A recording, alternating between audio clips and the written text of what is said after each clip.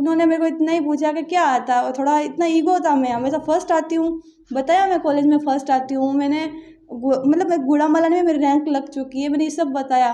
फिर उन्होंने पूछा धर्म में क्या आता है, तो मेरा शायद मुँह नीचे हो गया ऐसा।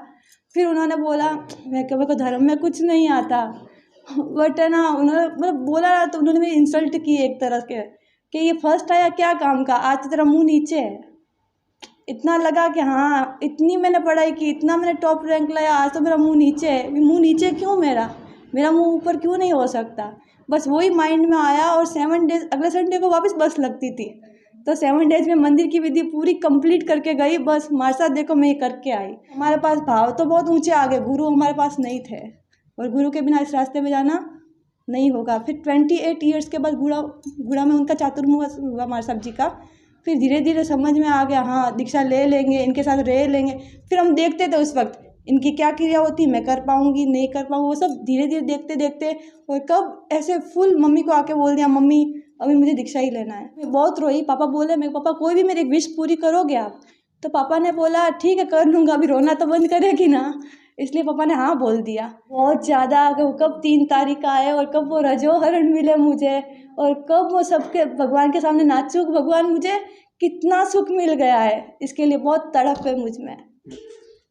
लाइफ का ये सफ़र बहुत अच्छा रहा मेरे लिए, क्योंकि इस लाइफ में ही मुझे पता चला कि ईगो, अभिमान, ये सब मतलब अपने को थोड़ा टाइम के लिए खुश करते हैं, बाकी दुखी दुखी करते हैं। वो जो ईगो हर्ट हुआ ना, मतलब कुछ भी होता है ना अच्छे के लिए होता है। जो ईगो हर्ट हुआ ना वो अच्छे के लिए हुआ, क्योंकि उसी ईगो हर्ट की वजह से आज मैं इसी लाइन पे हूँ। क्या क्या हुआ, वाकया क्या हुआ था, क्या इंसिडेंट हुआ था वो? आगे इंसिडेंट धीरे धीरे बस उस राह पे चलती गई कि लाइफ में मतलब आज यहाँ पे दुखी हुई, आज थोड़ा सा ईगो हर्ट हुआ, कल संसार में जाऊँगी और ईगो हर्ट होगा, और मैं कितना दुखी होंगी।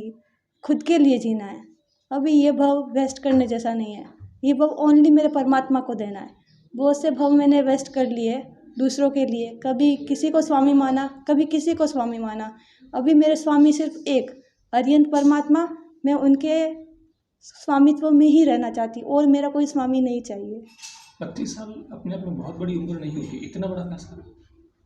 जितना देखा ना उतना ही काफ़ी है संसार, इतने में मैं बस बहुत हो गया, अब मुझसे नहीं होगा संसार में रहना। सुनने में आया 5 साल पहले धर्म के बारे में जीरो ज्ञान था।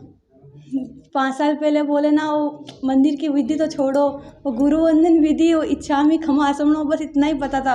अब ऊटियों कैसे बोलते वो भी मुझे नहीं पता था। फिर क्या हुआ? पहले मेरे को ऐसा लगता था ये पढ़ाई मुझको चढ़ेगी नहीं, ये जो स्कूल की पढ़ाई, कॉलेज की पढ़ाई, उसमें मेरे को मतलब रुचि थी, मतलब मेरे को पढ़ना, मेरे को टॉप आना तो आना, दिन रात एक कर दूंगी, लेकिन आना तो टॉप आना, कम तो मुझे चाहिए ही नहीं, आना तो फर्स्ट आना, थर्ड भी नहीं चाहिए, सेकंड भी नहीं चाहिए। बस उसके लिए दिन रात मैं तो स्कूल की और कॉलेज की पढ़ाई में रात भर नहीं सोती थी। जैसे सुबह 7 बजे के मेरे को एग्ज़ाम है ना, तो रात को मतलब सोना होता ही नहीं था मेरा। वही सुबह मतलब मम्मी बोलते थोड़े सो जा, बट मेरे को नहीं सोना, बस मैं यदि सो जाऊंगी तो मैं पीछे आ जाऊंगी, और पीछे मुझे रहना नहीं, रहना तो आगे रहना, नहीं तो उस चीज़ से हट जाऊँ, ऐसा था मुझे। एक साधु भगवंत ने जो कुछ कहा था आपको, वो घटना क्या हुई थी? साधु भगवंत ने मुझे, जैसे साधु भगवंत से मिलना हुआ, मेरे भाई ने बताया ये मेरी सिस्टर है, मैंने उनको बस मथेन वंदा में, क्योंकि मैं पहले साधु भगवंत से मिली नहीं, क्या होते हैं कैसे होते हैं, बट उन्होंने मेरे को इतना ही पूछा कि क्या आता है, और थोड़ा इतना ईगो था, मैं हमेशा फर्स्ट आती हूँ, बताया मैं कॉलेज में फर्स्ट आती हूँ, मैंने मतलब मैं गुड़ामालन में मेरी रैंक लग चुकी है, मैंने ये सब बताया। फिर उन्होंने पूछा धर्म में क्या आता है, तो मेरा शायद मुँह नीचे हो गया ऐसा। फिर उन्होंने बोला मेरे को धर्म में कुछ नहीं आता, बट है ना, उन्होंने मतलब बोला ना, तो उन्होंने मेरी इंसल्ट की एक तरह के कि ये फर्स्ट आया क्या काम का, आज तो तेरा मुँह नीचे है। इतना लगा कि हाँ, इतनी मैंने पढ़ाई की, इतना मैंने टॉप रैंक लाया, आज तो मेरा मुँह नीचे है। मुँह नीचे क्यों, मेरा मुँह ऊपर क्यों नहीं हो सकता। बस वही माइंड में आया, और 7 डेज़ अगले संडे को वापस बस लगती थी, तो 7 डेज़ में मंदिर की विधि पूरी कंप्लीट करके गई। बस मार्सा देखो मैं ये करके आई। उस टाइम मेरा ईगो था, क्योंकि बस उन्होंने कहा तो मैं ये करके जाऊँगी, वो धीरे धीरे समझ आता गया, और धीरे धीरे वो ईगो कम होता गया मेरा। तो 5 साल पहले जिसको कुछ भी नहीं पता था, उस वक्त कभी सोचा था कि 2 दीक्षा होगी और दोनों बहनों की एक साथ होगी?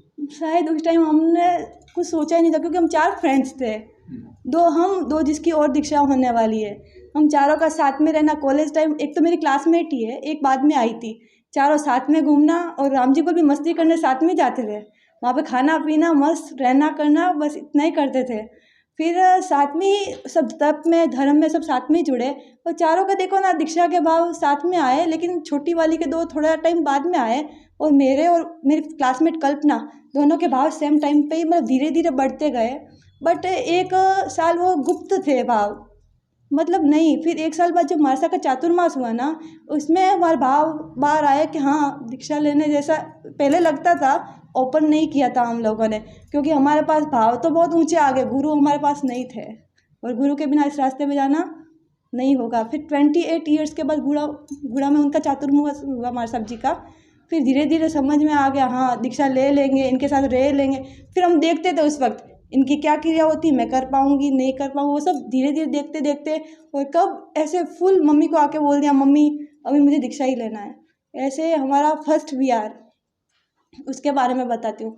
फर्स्ट VR कैसे था, जैसे कि मेरे पापा ने एक बार, मैं उपदान करना चाहती थी, पापा ने मेरे को मना कर दिया था, बोले उपदान करने जाना नहीं, मेरे थोड़े हेल्थ इश्यूज़ रहते हैं।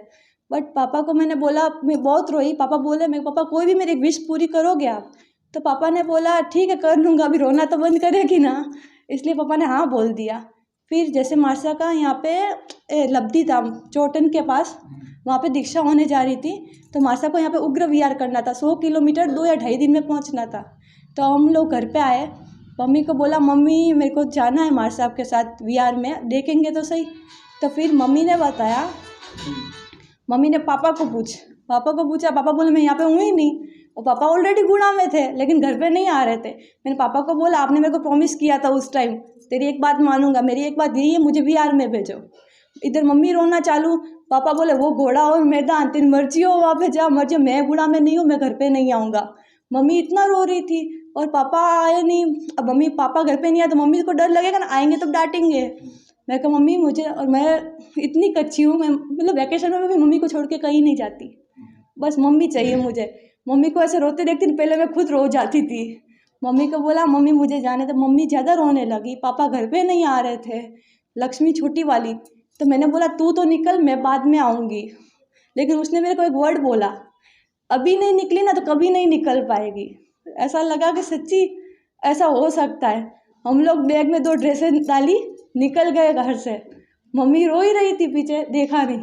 उधर मार साहब जी के पास गए तो मार साहब जी, मैं इतना मार साहब बोले तू रो क्यों रही है, तू तो VR में चल रही है। मेरे को वो लगा मम्मी पापा घर पे रो रहे हैं, उनको कुछ हो गया तो फिर मैं क्या करूँगी, मतलब मम्मी पापा को मेरी वजह से कुछ नहीं होना चाहिए। मार साहब बोले कुछ नहीं होगा, तेरे पापा को मैं जानती हूँ, तू 1 किलोमीटर नहीं जाएगी ना, तेरे पापा पीछे आएंगे। बट मेरे को इतना रोते रोते मार साहब बोले ज़्यादा रोएगी ना तेरे को घर पे भेज दूँगी। तो ऐसे करके गए मार्सा के साथ, 1 किलोमीटर पे पहुँचे, पापा पीछे आए।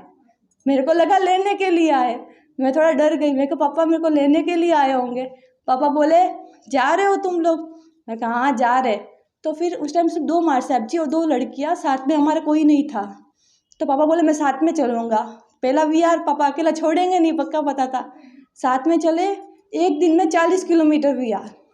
सुबह चले 8 बजे नवकाशी वापरा, 1 बजे पहुँचे, 3 बजे वापस वहाँ से रवाना, क्योंकि हमको 2.5 दिन में 100 किलोमीटर करने थे। पहला VR, किसी पे नॉर्मल भी कोई चलेगा ना वो भी लंगड़ा जाएगा। हम लोग में आंखों में पानी भी टपका मेरे। और पापा तो क्या, इधर की गोलाई में जाके वहाँ खड़े, उधर की गोलाई में जाके वहाँ पे खड़े, मतलब मेरे को देख ही रहे हैं ना। तो रास्ते में चले पापा कि रक्षा तुझसे नहीं होगा, तू बैठ जा मेरे बाइक पे पीछे, नहीं होगा अपने को। पापा को यही लग रहा था कि एक बार VR में जाएंगे ना, थोड़ा ये चलना फिरना हाथ की बात नहीं, वापस घर पे आ ही जाएंगे, ये दीक्षा का भूत उतर जाएगा। मैंने पापा को एक ही वर्ड बोला, पापा संसार से कई गुना अच्छा है, मैं कर लूँगी, मैं यहाँ पे अच्छी हूँ, कैसे भी करके चलूँगी। थोड़ा ऐसे लंगड़ा रहे थे, जैसे पापा को देखो एकदम स्ट्रेट चलती थी। मास्टर साहब बोले कहाँ गया, पापा के सामने तो ऐसे ऐसे चलूँगी ना, पापा घर पे लेके चले जाएंगे, इसलिए मेरे को अच्छे से चलना है। ऐसा पहला VR हुआ। एक दिन में उग्र VR 40 किलोमीटर, दूसरे दिन भी 40 किलोमीटर, और तीसरे दिन 20 या 25 किलोमीटर। इन 5 सालों के अंदर क्या क्या तक हो रखे हैं, क्या क्या यात्राएं हो रखी है? स्टार्टिंग में तो हमने, जब मार साहब जी थे ना राम जी को साधु मासा, तभी हमने चंदन बाला का तेला किया था। फिर वर्धमान की ओली का पाया डाला था, वो भी पहला आम्बिल किया था, बहुत मुश्किल से किया था। बट अच्छे से हो गया। वो पाया डाला, उसके बाद मेरी ओली चालू रही, 15 ओली उस वक्त कर ली थी मैंने।